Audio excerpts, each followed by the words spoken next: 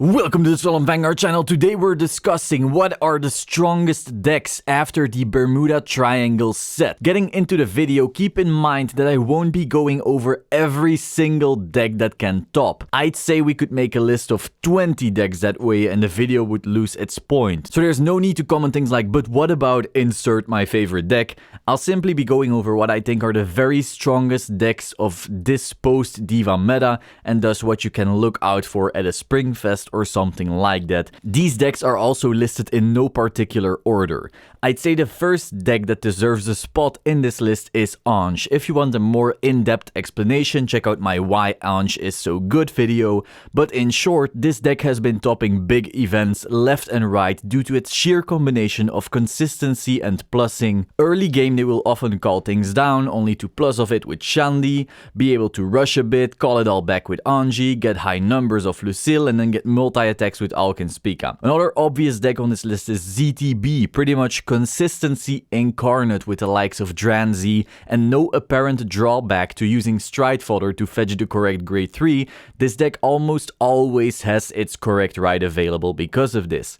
Beyond that, it can search the deck for almost anything at once. It can either do solid multi-attacks with Avenir Phoenix on first stride or some fun plussing with Split Pegasus, afterwards go for Gear next for a double Vanguard swing, paired with even more rearguard multi-attacks, only to then finish it off with Heritage, which forces your opponent to skip a turn. Obviously there's even more to it. If you want an in-depth look at the ZTB deck, I've got like 3 up-to-date deck profiles for the deck on this channel, so you can always check that out. One contender we of course can't forget is Nociel Gizeh. Even though Gizeh as a card is very RNG reliant since it relies on triggers, the Nociel archetype just helps it so damn much. Being able to ride 6 and 8Ks, meaning it's easier to not give your opponent any damage, loads of plussing early on with Nociel grade 3, loads of rescue checks, increasing odds for Gizeh, being able to fetch the correct grade 3 for your ultimate stride cost with Nociel, healing with Raphael to buy yourself some more time. It's only natural that the deck has been topping 24/7 since its inception.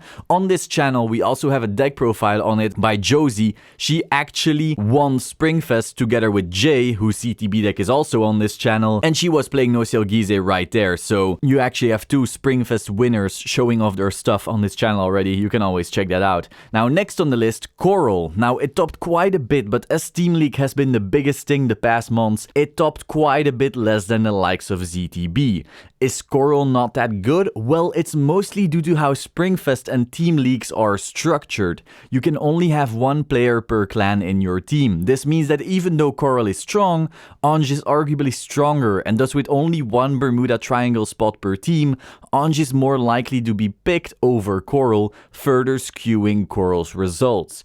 Generally though, it still has been making enough waves to make this list, and one should only play against the deck for a second to understand why. The gigantic attacks the second you ride grade 3, the amount of multi-attacking on top of those gigantic attacks on stride, loads of plussing, a ridiculous amount of consistency paired with the fact that it's quite easy to pilot, meaning as you get to later points of the tournament and you start getting hungry and tired, you start making maybe a misplay here and there, with a deck as quote-unquote easy as Coral, that just happens less, and thus you're also punished less for losing focus. This wouldn't be a meta video if we didn't include Shiranui, of course. Our team has been playing with a proxied version of this deck to completely learn how to control the matchup, and boy is it strong. Rine is simply too good. Obviously the deck has many solid cards, ways to make huge columns plus here and there, play around your opponent, but it'd be unfair to say Rine isn't the single most important card in the deck. The giant beatsticks stolen from your hand stacked with crits are such a gigantic threat. Finally,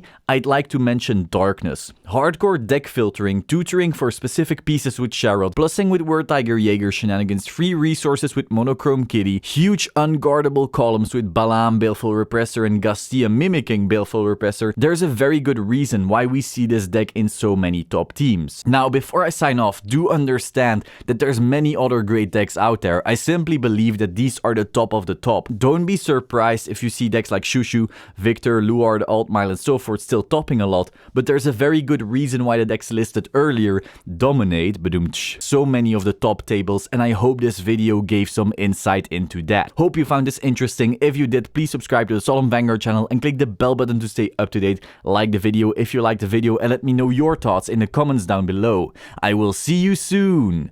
Ciao.